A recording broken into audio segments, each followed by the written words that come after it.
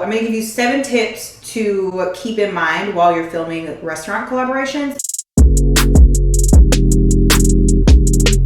Hi friends, welcome back to my 30-day series on how to become a food content creator in 2025. Today, we're talking about how to film a restaurant collaboration. So I had a job come up, which means that I won't have time before the end of our 30 days to actually get to a restaurant and film it. So what we're gonna do instead is I'm gonna go through some of the times in the past where I've actually filmed restaurant vlogs, and I'm gonna just give you some examples and some tips on how to get it done so that you're not going into it blind. So I'm gonna give you 7 tips to keep in mind while you're filming restaurant collaborations, and obviously I will give you examples on the screen that you can reference to when you start filming your own collaborations. So first things first, make sure that you ask if it's okay to film if you haven't actually been invited by the restaurant to create content. That's number 1. And I mentioned this in the how to make it feel less awkward when you're filming in public video. If you haven't watched that, you can go watch that after you finish this one. But basically you always want to get permission from someone in the establishment to film in their restaurant, just so that you can make sure that it's okay with them. You're gonna feel less awkward and more welcome to get your content if you know you have the support of the restaurant behind you. So that's the first thing. The second thing you're gonna do is get interior shots of the restaurant. So turn your phone upside down. This is my favorite way to get interior shots because it's gonna give you a better angle than filming like this. But I like to turn my phone upside down when I'm getting interior shots, and I just get shots around the restaurant. So I'm gonna get any art that I see, if they have any cool phrases up. Like when I go to the coffee shop that Issa Rae invested in, they have good vibes only on the wall. I always get a shot of that anytime I go. If they have a cute mural, if there's like plants, if there's a really beautiful patio area, get photos of the bar, take some close-up shots of the lemons on the bar. Just really get very granular, because this is gonna be great for when you're actually editing your content so that you can like fill out your video. You don't want to have just footage of you eating. You can, but it's a lot less engaging when you don't have enough footage to continue to change the shot. Because like I said, we like to keep people engaged, and the best way to do that on social media is to give them something new to look at. The third thing you want to do is get some action shots. So if you can get a shot of yourself walking into the restaurant, if you can get a shot of the waiter pouring the drinks, if you can get a shot of the waiter bringing the food to the table. Again, when the food comes to the table, I usually put my camera upside down like this, because you're going to get that shot of the food coming directly into the camera. Get shots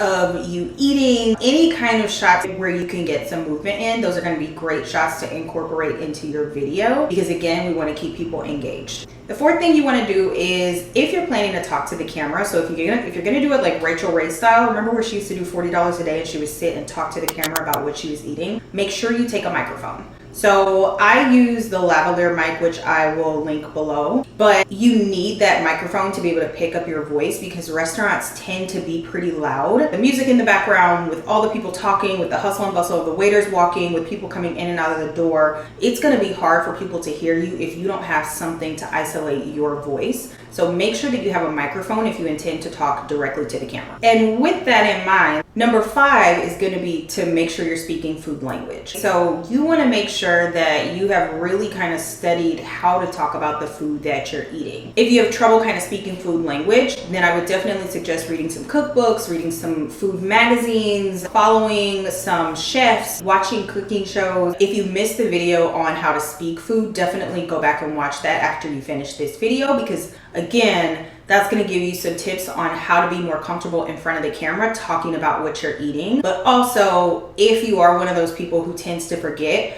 one of the things that you can do before you go into a restaurant is just kind of make a list of words that you want to incorporate. And obviously, like, they need to fit. But if you find that you're kind of struggling, make a list of words that you can kind of refer back to, like your go-tos for talking about the food, so that you don't feel stumped once you turn your camera on. Number 6 is going to be to make sure you get some shots of yourself eating.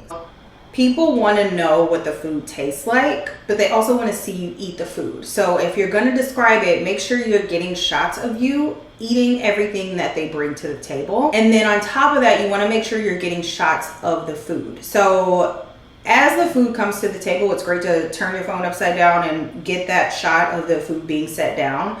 but then also film overhead and get some shots of what the food actually looks like. Bonus points if you can get some shots of you putting your fork in the food and then another shot of you putting the food in your mouth. It helps the audience kind of feel more like they're with you experiencing the food together. And then number 7, and this is the most important thing, be yourself. If you take nothing else away from this series, know that it is okay to be exactly who you are when you turn that camera on. And if you are quirky, fun, weird, crazy, oddball when you eat your food, don't feel like you have to turn your camera on and turn into some pristine, perfect little influencer. Be who you are on camera. That is what people come to see. That is why people follow you. So if you have a very unique way that you eat, or if you're one of those people who does not like their food touching, or if you're one of those people who get your plate and you like put everything together so you can get it all in one bite, whatever your thing is, lean in.